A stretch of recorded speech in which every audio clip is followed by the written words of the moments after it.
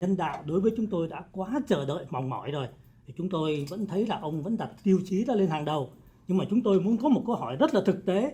Chính sách của Hoa Kỳ như thế nào nếu chiến tranh biển đảo giữa Việt Nam và Trung Quốc, Hoa Kỳ sẽ đối phó và sẽ làm việc như thế nào đối với chính quyền Việt Nam và Trung Quốc? Đó là câu hỏi của chúng tôi, đại diện cho vttv từ San Jose và Sài Gòn TV. So he's representing vttv and Saigon TV. So the question to the ambassador is, you talk about the 25 years of normalization of relationship between the U.S. and Vietnam. You talk a lot about human rights that remains a priority for the U.S. But he wants to ask a specific question dealing with the maritime dispute and what if, in the scenario of war broke out between China and Vietnam, what will the U.S. do? What will the U.S. foreign policy be in working with both of those countries in that situation? Thank you. Well, thank you for your question. We're deeply concerned about what's been happening on maritime issues in the region, particularly in the South China Sea or the East Sea.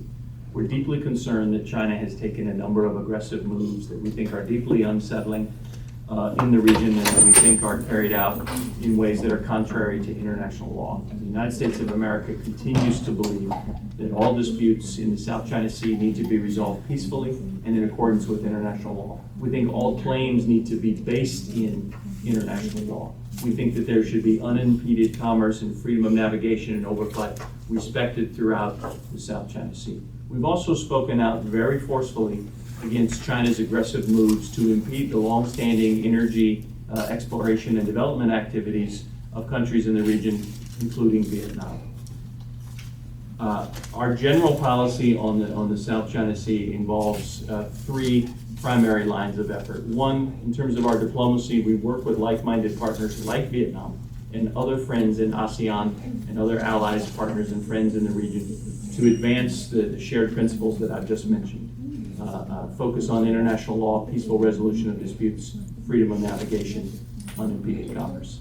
Secondly, we work diligently to improve and enhance and increase the maritime capacity of partner countries like Vietnam, but not just Vietnam, also Indonesia, the Philippines, Malaysia, and others. Again, it's our belief that if every country in the region, including Vietnam, has the ability to understand what's happening in its maritime domain and to defend its interests, that will contribute to stability and it will raise the threshold to conflict, thereby making conflict less likely. And thirdly, the United States of America continues to invest in our own military capabilities and carry out our own military activities on a regular basis designed to enforce our rights under international law and thereby protect those rights for all other countries. And that's why you'll continue to see regular freedom of navigation operations and other routine operations in the South China Sea.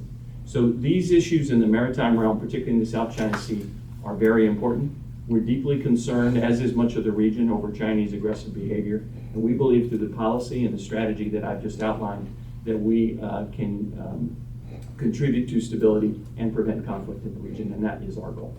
And before I come to the next report, I just also want to say if any members of Congress have anything to chime in, please feel free to. So next I have the big daily news. Yeah, very quick one. The matter of human rights been hashed to death. Okay, but human rights guys like Trần Duy Đức and Michael Nguyen, have you ever personally visited with them, and how are they now? I have not met personally with Michael Nguyen, but my staff meets with him regularly and up to date has met monthly and sometimes more frequently with him. What was the first case that you mentioned? Trần Duy Đức. Duy Thức, I'm sorry. Okay, so I've not met with that person. I don't know if I'm familiar with the details of that case. I'd be happy to learn more, but let me just emphasize a couple of the points that I